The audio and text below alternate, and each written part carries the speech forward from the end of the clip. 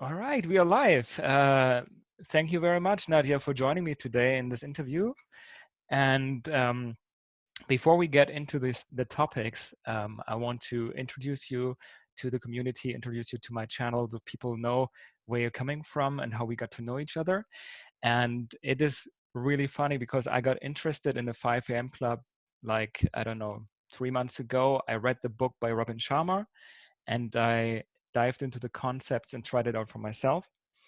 Um, for now, I just stopped doing it for several reasons because I felt I was applying too much pressure. It was too much force. So I'm getting up at 6 right now, but still, I learned a lot from the morning routines, and I'm still doing these things. And I was interested in what did you experience with the 5 a.m. club? Are you still doing it? You did a challenge back in 2018. Are you still doing it right now? And what were the major benefits when you did that? Okay, hi, thank you for being here. And yes, thank you for your introduction. My 5 a.m. club, it was really a crazy story. Uh-huh. Yeah, because in 2018, I had no job. I quit my job. Mm-hmm. And I was working as a freelancer and working sometimes, and I was like building up my business, and I did not have a routine, and it was too much freedom for me, and I couldn't handle the kind of freedom I never had before. So, and I'm not really like an early bird. I like to lay in and to sleep in the morning. I'm more like a evening person, Mm-hmm. and yeah, my creativity rises with the moon. You know, I'm so active and energetic in the evening, and so in the morning I don't feel like very concentrated and focused. And so, but still I needed a structure and in my life, because I didn't have any by the time. I was all by myself, I was alone, I had no regular job. And so then I was going nowhere for many weeks. I was going nowhere, and I needed a structure, as I said. So I I see. read a quite interesting article Mm-hmm. on mymonk.de. It's a website from a German guy, Tim. Uh-huh. And then there was a quite interesting article, 5 good reasons to wake up at 5 a.m. Mm-hmm. And I read this article, and somehow my body told me, oh, that's the right thing, you have to try it. Cool. And I'm yes, I'm just really really spontaneous person. And I like, not that I love trying new things. And Awesome. so I was like excited, and like I was feeling it, my whole body was telling me that that's the right thing to do. Okay. And so that I needed some discipline, and I read before in an article, you need an audience or a mentor or an audience to keep an eye on you, to keep you watching, and that you follow really, and you are like pursuing that constantly. And that was awesome in my whole life. I have a thing with discipline. I have a quite difficulties with discipline, yeah, to Mm-hmm. hold this discipline. It's also with my workout, with my sports. I'm not very disciplined to train like 3-4 times a week, but that's Mm-hmm. another story. So, and I knew I knew that I wouldn't go along when I do it by myself, without, yeah, when nobody is watching, yeah, without any audience. So I took my phone, my camera, and I like to make stories on Instagram, Mm-hmm. and I just love it. I had like a little community, or I still have like a little small community, and enjoying my stories, and often funny and interesting.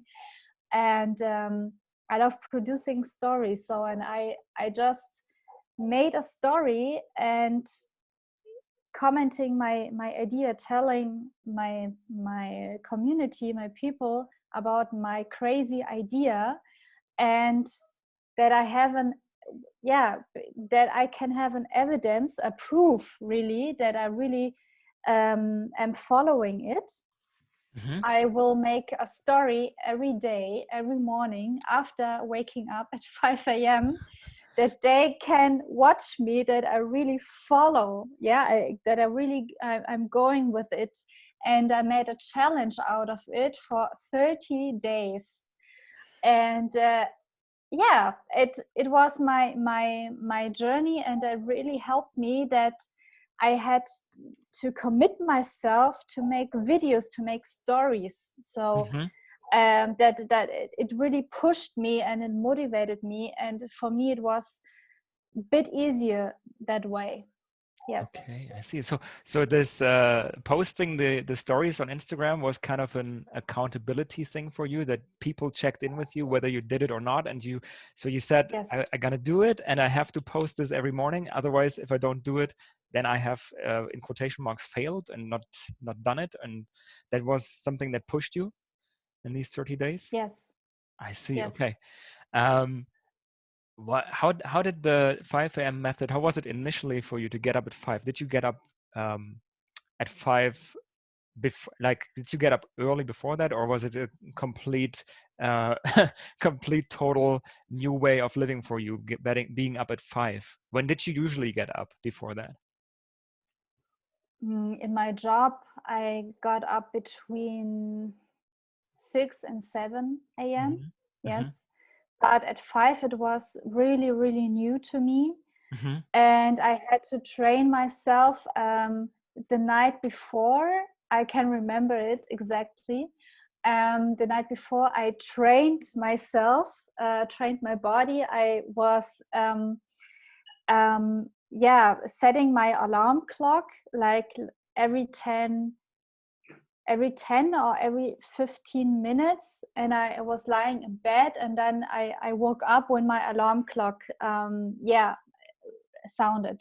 So, and then after getting up and after walking around my place, I was lying in bed again, and waking up, standing up again and again. I practice it like 30 times, so then my body get used to it, to really stand up when my alarm rings.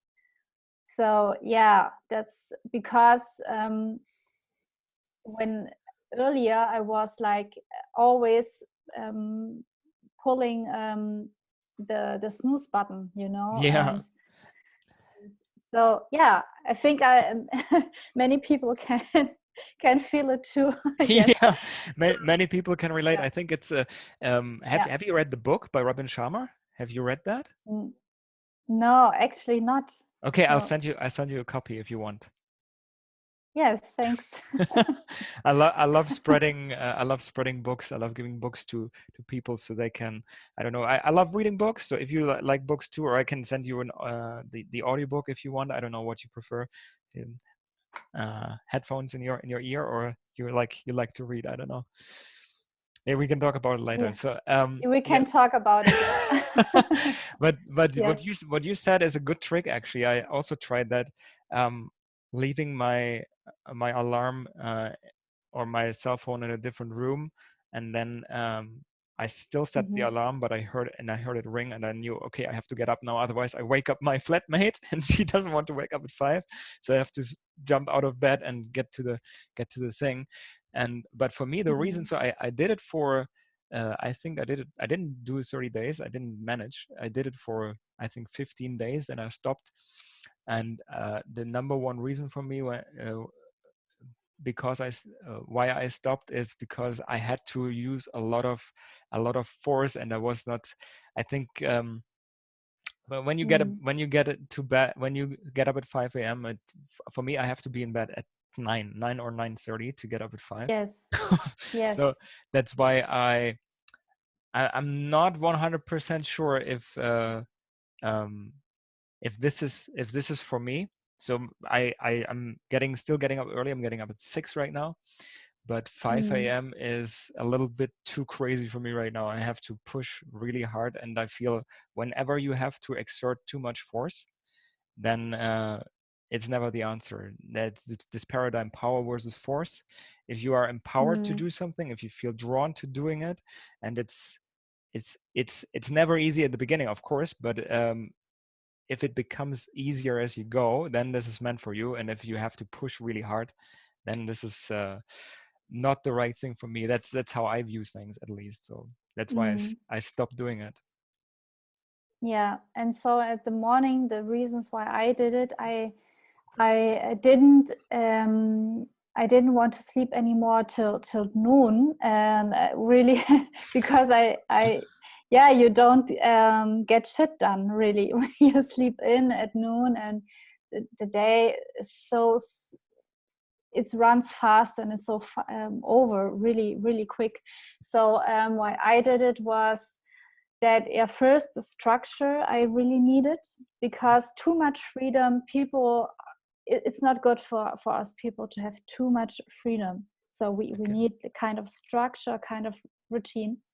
definitely relate. Yeah. And so yes, and my routine, so I established a morning routine. Uh-huh. I'm the first thing in the morning that what I'm doing is writing why my day is gonna be great, and yeah, for what I'm grateful for, and also a little bit of moving. It could be yoga, sometimes it's stretching, sometimes it's jumping, or like dancing. It's yeah, to feel my body and to wake up. Well, And then yeah, sometimes meditating, and yeah, to really have time for my coffee, for my water, for really to have time, like an hour, mm-hmm. hour-ish, um, for my morning routine. And because I really like to in the morning things, yeah, slow, you know, I need more time to wake up and Yes. to make things slowly. And at 5 a.m. or even at 6 a.m., nobody talks to you, the phone is not ringing, nobody bothers you on WhatsApp. Yeah. Yeah, you can do things quite by your own, you're by yourself, and it's really magical time. So It is. Yeah. and that's, I had really, and I really my all my things I could, yeah, I did my all my work, what I wanted to do in during the day, and I was ready by noon. So, and yeah, I finished all my important stuff, my main important stuff, because at the morning your energy, your battery is still full, is still fully charged. Yes. And for me, I've experienced that you are the most your energy is really valuable. It's a high, it's the most valuable thing you've got in life. And when you spend it on yourself, the most important hour in the morning is for you, actually. Mm-hmm. So, and you own the day, you own the day, and when it's a habit, you own your life. And it's a new energy you are starting into your day. You own the day, really. And yes, that's really different, really different compared to other mornings when when you wake up and then you are reacting to stuff, yeah, to Exactly. information, yeah, to information, to people, on your smartphone. No, you are reacting. And we are all creators. I want to create my life. yeah, and that things in life are manifesting in my life, and to achieve goals and to develop on my personality. And so, and that's not going to happen when the first thing in the morning and your subconsciousness is really wide open and you are reacting. Then it's for you, it's harder than during the day to be to acting, you know, to creating actually, and not the other way around, and to be active and not passive. And that's one of the main reasons I established this morning routine. And so now I'm not getting up at 5 a.m. I did this for quite a while, but still I'm owning my morning with my routine. Mm-hmm. Yeah, the routine has established since now, and it's yeah, now it's manifested. It's really a strict part of my day, but I'm getting up between 6 and 7. Mm-hmm. And yes, and it's really a different energy. It's really the powerful energy and a creator's energy. Yes. Awesome. Awesome to hear.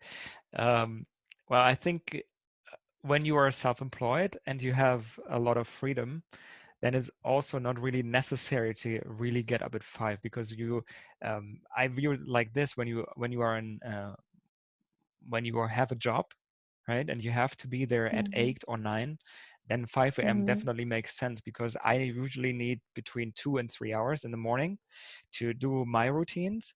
And I also do, Mm-hmm. I usually involve movement, some meditation, some reflecting, some journaling, and then some reading, because I love just 20 minutes in the morning to, yeah, to grow, to work on your creative pursuits or whatever you're doing, something that makes you better in your field, in your profession, and or just to get inspired. This is also very important. And Mm-hmm. I think you don't need to be that strict. Even when 6 a.m., 7 a.m. is good for you, then you can also do 6 or 7. Um, just if I transition into full time in my full time passion business in the future, then I will definitely get up at 6 or 7. Now when I have a job, I will probably go back to 5. Um, but it's in the beginning, it's really difficult. Robin talks about this in his book. He says, um, for every routine that you establish, you need about 66 to 90 days roundabout to establish the new routine. I'm not sure if that's true. I have experienced this with some stuff in my life that tells me this might be correct. There might be some because he says in the first phase you're destroying or destructing all the neural pathways that you have Mm-hmm. um, that are Mm-hmm. a reflection of your current habits. And then in the next Yeah. 22 days, you lay the foundation for the 5 a.m. method, for getting up at 5 and doing sports and for me, the hardest part always was getting out, because when I do sports in the morning, I want to go out and go for a run. And when it's dark and cold outside, this is really difficult to do. But when you do it, you feel so good about yourself, because you get say, yes, I did this first thing in the morning. I took care of myself. Exercise is done for the day. And yeah, so I probably give it a try again and see where this goes. Yeah, but I'm not forcing things. I'm in our society, it's always about like, you have to do this and you have to force this, Yeah. and I think this is the totally wrong way. If you give your intentions to the universe by, I don't know, meditating, by journaling, by writing about it, by Mm-hmm. reviewing it, and then you let it unfold by itself. I think there is always a right season when your dreams are coming true, but you should not really push it and not really force it. It's always, that's my opinion. I don't know. Yeah, that's a good point, because in our society, it's always about pushing. You're right. Um, I'm still figuring out what's the right approach, because when you're pushing, it's kind of like a lag mentality. And Yes. the law of attraction says, yeah, okay, um, what you're giving, you are becoming, you know. So what you're sending out to the universe, the universe responds in the same energy. So, and with this lack mentality, I've experienced this, the universe responds and gives you lack. Yeah. So Yeah. that's not the right approach. But also, like, for example, in a spiritual communities, Mm-hmm. there are too, in my opinion, too laissez-faire, too, I just be, and I do Yes. nothing, just meditating. And that's also not the right approach in my eyes. You personal growth is for me about to step out of your comfort zone, to really grow. Yes. And it's not always easy, it's not always fun, um it's mostly painful, really. I'm sorry if I'm being so honest to all the listeners, to all the audience, but it's it's painful, and it's a hard way. But it depends on what you want in life, and it's always the right decision to step out of your comfort zone. But if you're pushing, it's still, it's too much pressure, and it's pressure, it's like, and so yeah, it's a It's balance between yes. letting it go and also be active, yeah, in the right moment, with energy of abundance, I think. Yeah, Yes. and not with lack energy. Yeah.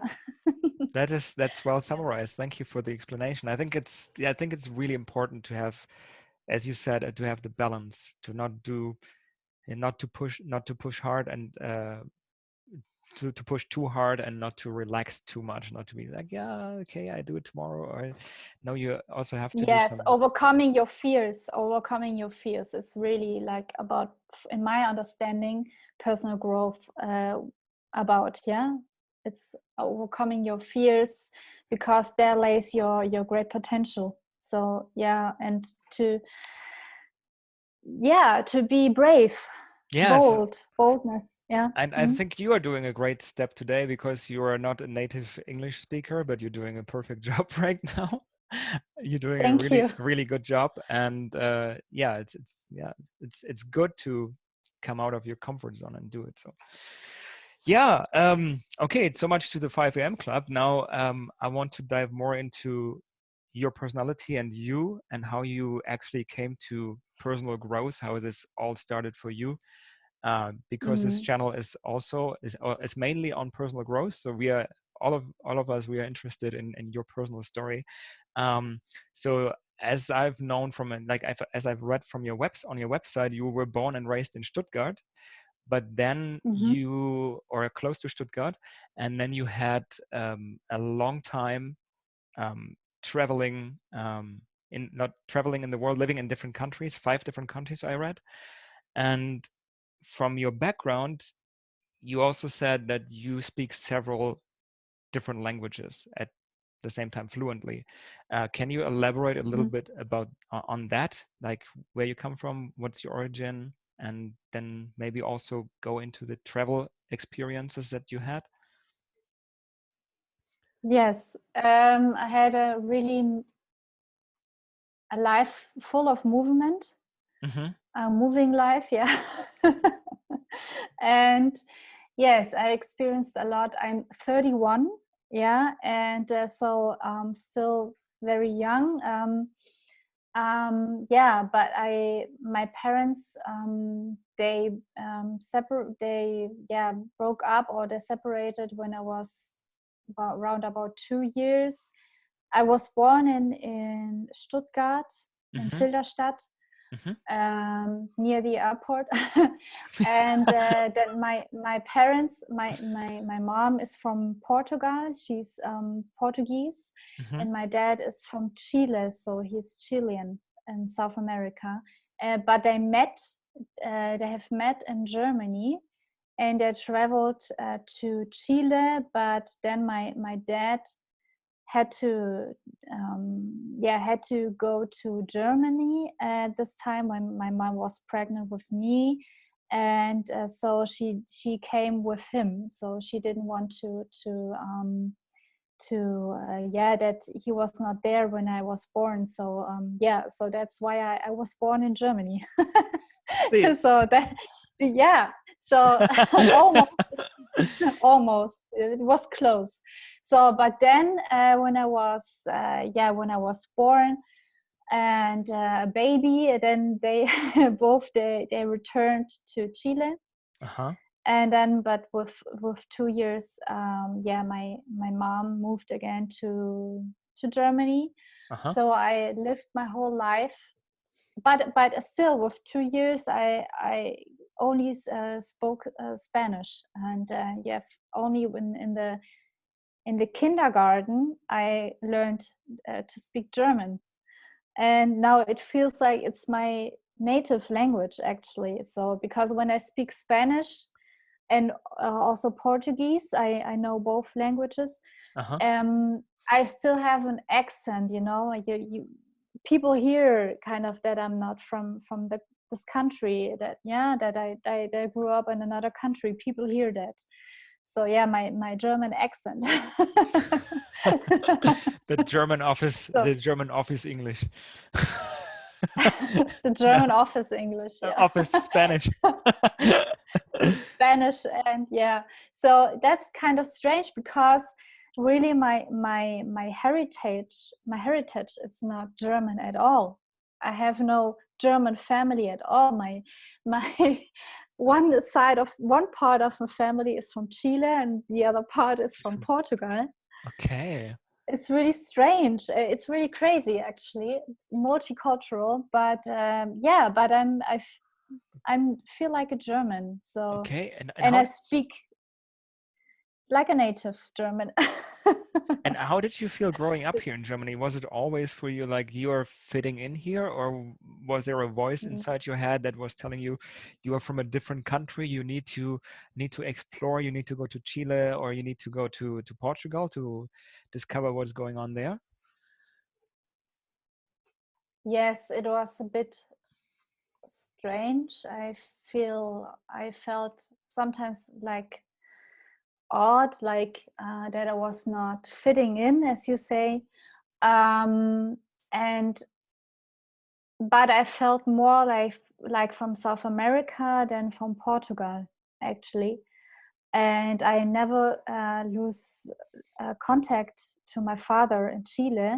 Hmm. We had communication, and I was visiting him in Chile and he was visiting me.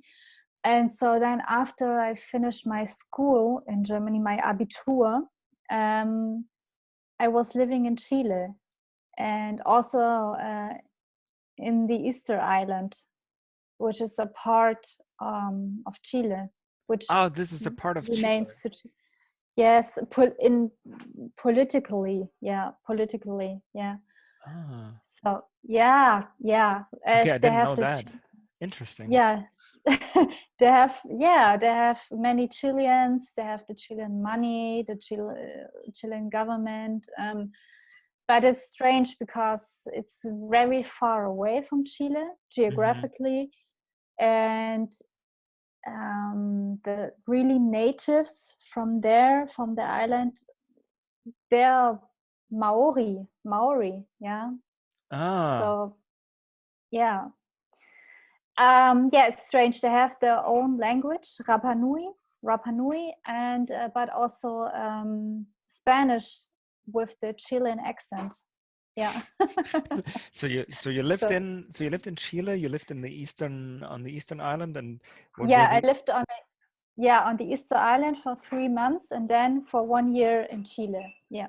okay, and what was the other? You said 5 countries. What were the other three? Where have you been then? Ah, then I returned to Germany because society told me I need to study. Yes, I can Yeah. relate. Yes, yes. So, and then I studied in Spain, in Mallorca, another island. Oh, oh, that must have Yes, been beautiful, huh? Studying. yes, Oh. yes. So, and then I studied there, and after Mallorca, I lived a little bit in Sri Lanka and then in Brazil, actually. Yes. Okay, that's crazy. So how old were you when you like had all these stations? Like you had the Eastern Island, you had Chile, you had Germany, and then Mallorca. And Yeah, in my 20s. Yeah, 20s till mid 20s. Yeah.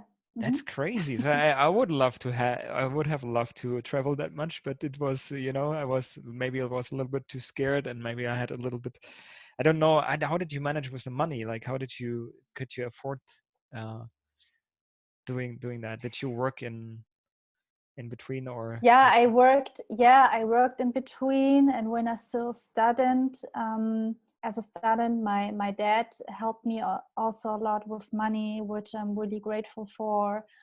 And so it always was. It works out. It worked out with money. It's yeah. I don't know why. I was find a way to travel. it was probably a Yes. question of priorities, huh? You said that you wanna go for this travel, but you compromise on other things, and then you make it happen, and then Yes. Yeah. okay. And what was the biggest, like the biggest lessons or takeaways that because you have been on so in so many different countries, what did you learn? Um what were the takeaways? Oh, that's a really good question. The takeaways, they were really that I really can appreciate Germany, and Uh-huh. that's the reason why I came back. Yeah, because there's a lot of, for example, in South America or also in Latin America, a lot of corruption. The social Mhm. state is not so stable. People are not. It's not really quite fair how they handle it with the salaries, and yeah, with the society. Some are really rich, some are really poor, and yes, so I really appreciated again and liked again Germany, because as you can imagine, I when I was like really a globetrotter and also studied in Spain, and it was yeah more familiar with my temperament, yeah, with my mentality, and yeah, with my temperament, with my temper, yeah, with my Yes. temper. Yes. But yes, but I appreciated then Germany and the social state, and the possibilities you have, and you got always someone, always the state always has your back. And yes, that's what I really liked. And also politics, okay, that's not perfect, but it's way better than, for example, in Brazil or in Chile. Yes. And Yes. what did you like the different cultures? Did they teach you anything? Like um Mhm. was there like it's a yeah, a completely different mentality over there probably, and did you learn something from those people who are living in Chile um and in for example the Eastern Island? Yes, on the Easter Island, for example, I learned how to co-live with nature, Mm-hmm. and yes, to be spontaneous, to live your emotions to the fullest, and to have a good time, and to enjoying myself a lot more.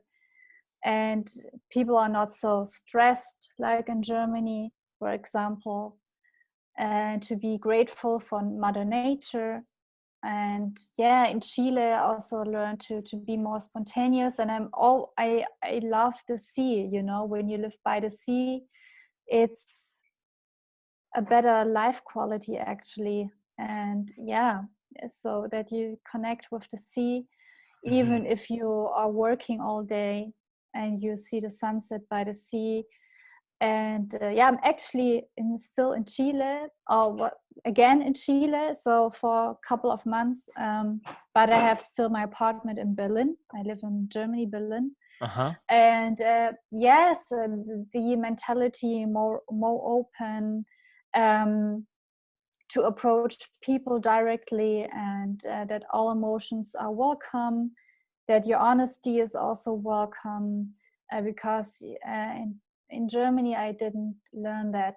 Like when you're at the U-Bahn or the S-Bahn or the bus, nobody talks to you. Yeah. People are constantly on their phones, and nobody looks at you, really looking, not even in your eyes when you asking them something. And yeah, just to take life not so seriously, that yeah, that it's not the end of the world when, I don't know, when a job opportunity is not working out or something like that, or you when you didn't get a project done. Yes, that to take life, to enjoy life actually a little bit more. And yes, in Sri Lanka I didn't feel really comfortable because how they treat women, and so it Okay. was not good for me. But the rest, yeah. So apart from that, and even in Brazil, I felt really really happy and really comfortable. They're really the most authentic and the most funniest people I've met in my life, and they're even more happy and funnier than in Chile. And so I really met cool new people, and the Brazilians are really great, so and really open, and yeah, straightforward, and just with more open hearts actually. Yeah. And Awesome. not so much with the ego mind, yeah, ego mindset, so more hearted people. Yes, that's what I learned. Awesome. Okay, so you would encourage anyone to go and travel when they are young, When or they can, yes, when they to can. yeah, to have, yeah, to have an awareness what is going on in, In yeah, the with world. other cultures. Yeah.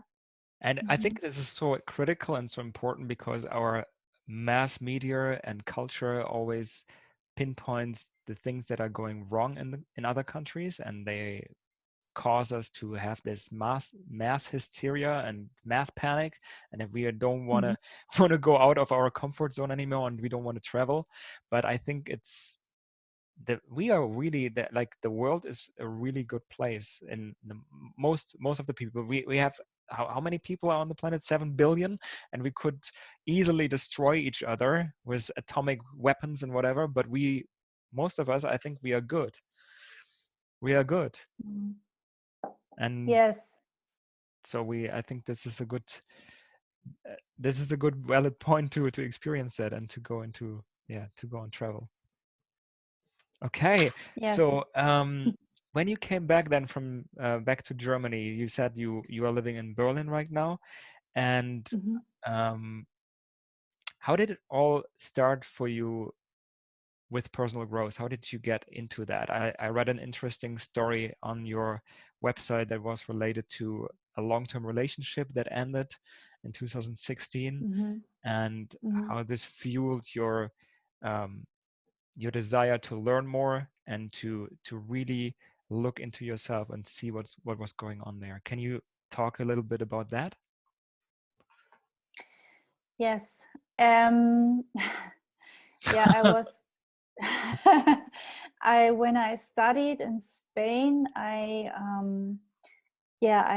met my ex-boyfriend, and I was with him, also traveling a lot with him actually. Hmm. And it was a really beautiful relationship. We stayed together for 4 years. Hmm. Um, and he also came for me to Berlin when I found a job in Berlin after I finished my studying. And then he came for me to Berlin, but he was studying again. He was studying his master's, and I wanted to work. I'm not like really like an academic person. Yes. And I wanted to work and earn money. And then, yeah, the last year we were living in Berlin together, it fell apart. And so, yeah, it was kind of a wake-up call for me because it ended really tragically. I see. Okay. And yes, it really was really hard for me in so many ways. um yeah, of course, for my heart, but also for my ego, because he lied to me about why he was breaking up with me. And actually he fell for another woman, yeah, for another student, yeah, he That was studying with. And yeah, we also, I always, my intuition doesn't lie, you know, and I yes. always knew it, I knew it. And so, and he was lying to my face. And yes, so but that, she was the reason. And still, he, after half a year, he came back and wanted me back because it didn't work out with her. So yeah, so yeah, he thought he could handle me like a toy or something. Yeah, so it was really difficult for me that time. So of course I didn't take him back, of course. So I was not that confident at the time, and not so sure about I didn't know my worth, my self-worth. But at that time I had enough self-worth to say, no, are you crazy? You can't treat me like that. you know Yeah. so, and that was really, then I had, like, a few months later, after the breakup, I still didn't process the breakup fully. But I was growing up in a society and in a family structure that was constantly telling me being a single woman is a bad thing, and you have to search for a partner, or you have be in a relationship. So, and I was with that mindset, Yeah. and I had mindset back then I had this mindset. And then I was with another guy, but it was worse, of course. And it was, yeah, lack mentality. I was feeling empty inside. I That's was what not you loving myself at all. and that's Yeah, what you that's what I attracted. sent it, and that's what I attracted. That's exactly, that's what I attracted. Yeah, so it was worse. So then I fell more into this drama, into this crisis. I had a really crisis, and I didn't know who I am. I didn't know who I am. Who am I? And why am I getting these results in my life? Why am I attracting this kind of people? These boys, they were not really men. They were boys. They were lost, really Yeah. lost, and not. They were nice. They were not assholes. They were nice, but they were They didn't have any lost. And direction. and so, and then I realized that it was only a mirror of myself. That's a good that's probably a good insight then, when you realize that that they meeting these people that had something to do with yourself. And that's also probably a hard step, or a hard thing to acknowledge, to say I'm partly responsible for the results that I'm attracting, and I'm responsible for my reality. That's what Mm. was probably a crucial step for you, right? Yes, that was really crucial, that moment. It was not easy to process this, but it was the truth, that there were also only reflection of myself, my inner world, what was going on with me. And then the process started. Yeah. That's when you And got into personal growth, actually. That's when you, yes, okay. Because you yes, ask yourself, why is this happening, and what can I change? How can I change that? Or that was a, yes, I yeah, I felt empty and I felt miserable, and I was Mhm. by by my friend, and I can remember it like it was yesterday. I was sitting there like this and like, oh, nobody loves me, and I was crying. So really, I was really, and even my friend said, "Oh my God, you have to listen to yourself. You're such a nice person, and you have such a nice energy, and you look nice, and you are Yes. healthy." And just because of these boys, and they don't know your value, they don't know your Yes. worth, just because of these, you're not, it's their problem, not yours. So that's really was also like a wake-up call for me, that that I felt myself, yeah, I let them decide how I'm feeling, and I let them decide um how I have, yeah, about my self image, how I'm feeling, and Hmm. what my worth was. So it was really God, it was really stupid afterwards. But then I had this mindset, I had this thinking, Hmm. and because nobody told me that in my circle of friends, or also my family, nobody told me about personal growth. Nobody. So I didn't had this mindset and this awareness.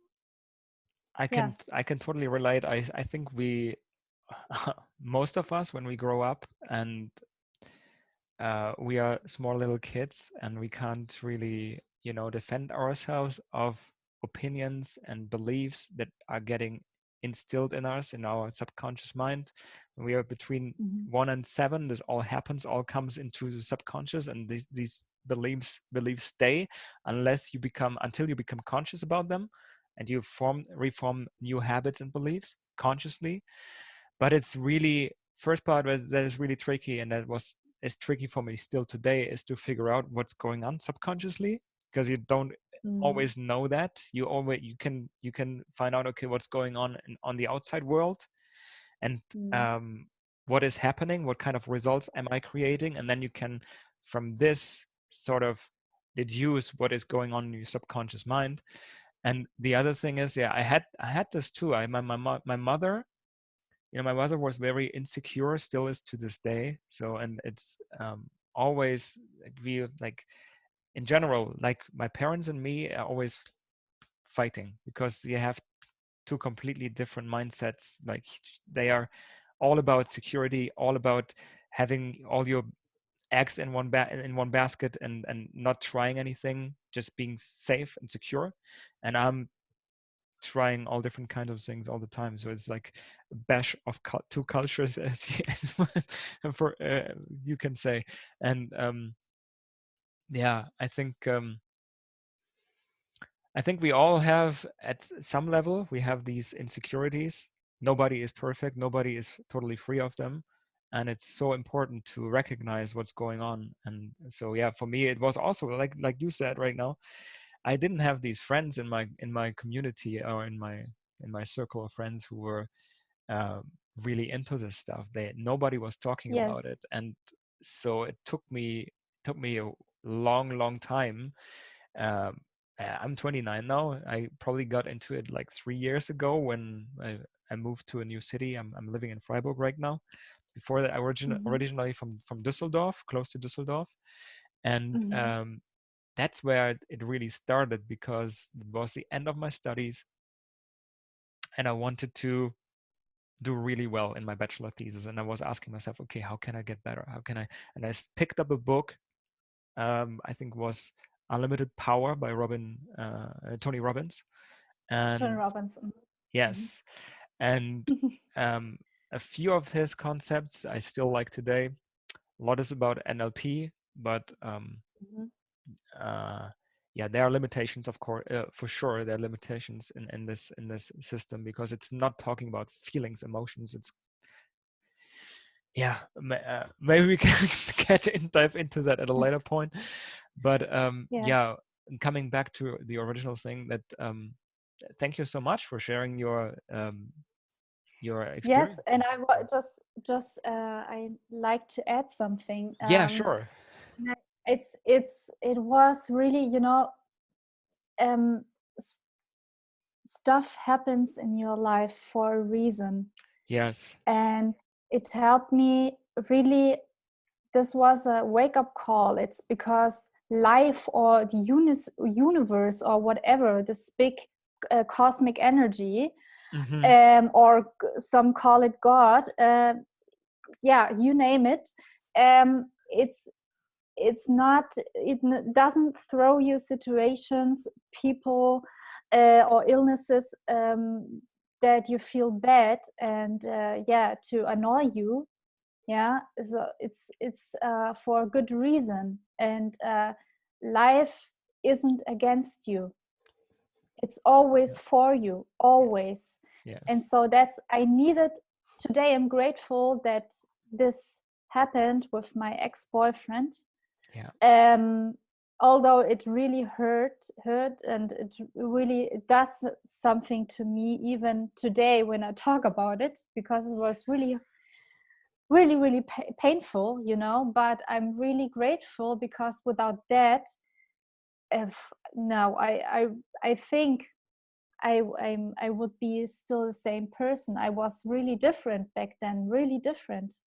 So I didn't know any of these, and it helped me so much to understand my life, like a puzzle. It somehow made sense Yeah. suddenly.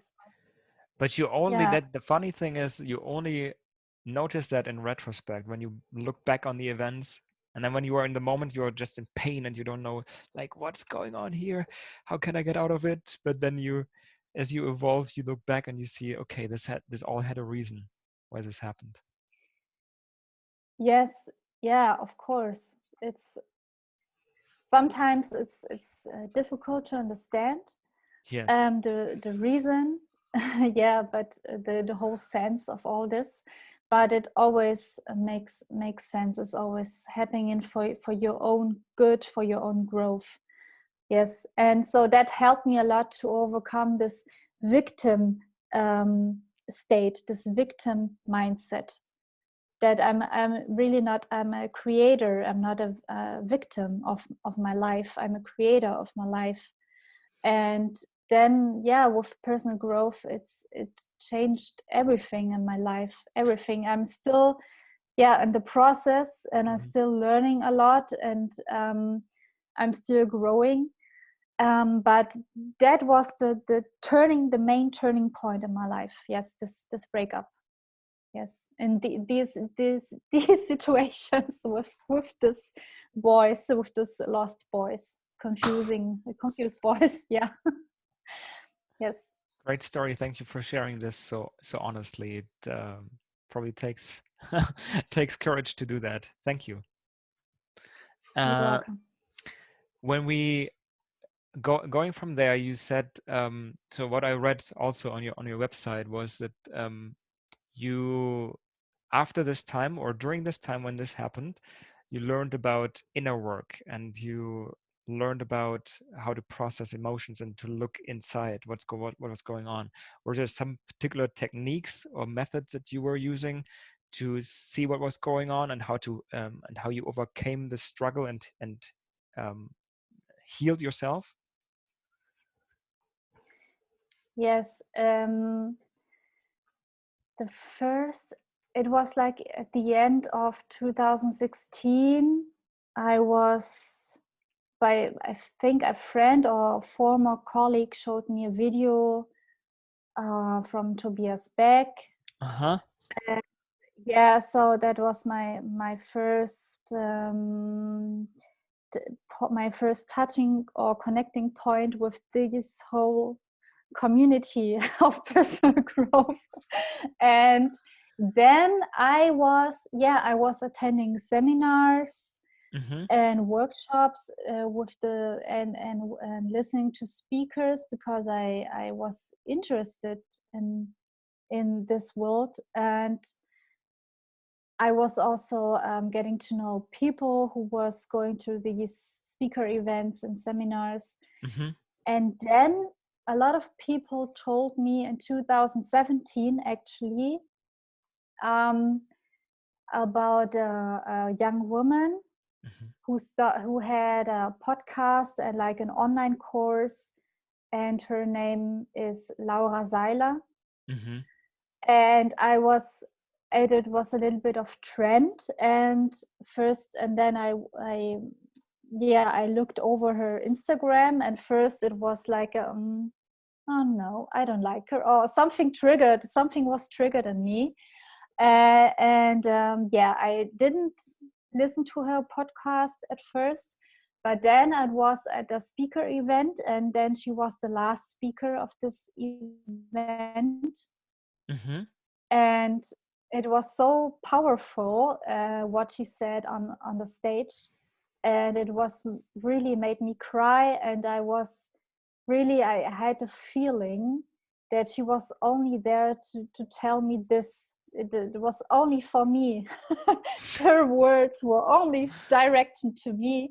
That she was talking about the forgiving work, and to look at your situations and your incidents in your life from a um, other perspective, from a bird's view perspective, from a supernatural perspective, yeah, and that your souls made a contract before you're incarnated in your bodies, and to experience some human feelings, to learn to learn specific lessons, in order to evolve as a human, and the forgiveness, and that people are who are hurting other people, they are mainly they are hurt inside, and they don't know it to handle them better. They don't know to handle their emotions, and that it was that you can take it personally when somebody is hurting you, and Mhm.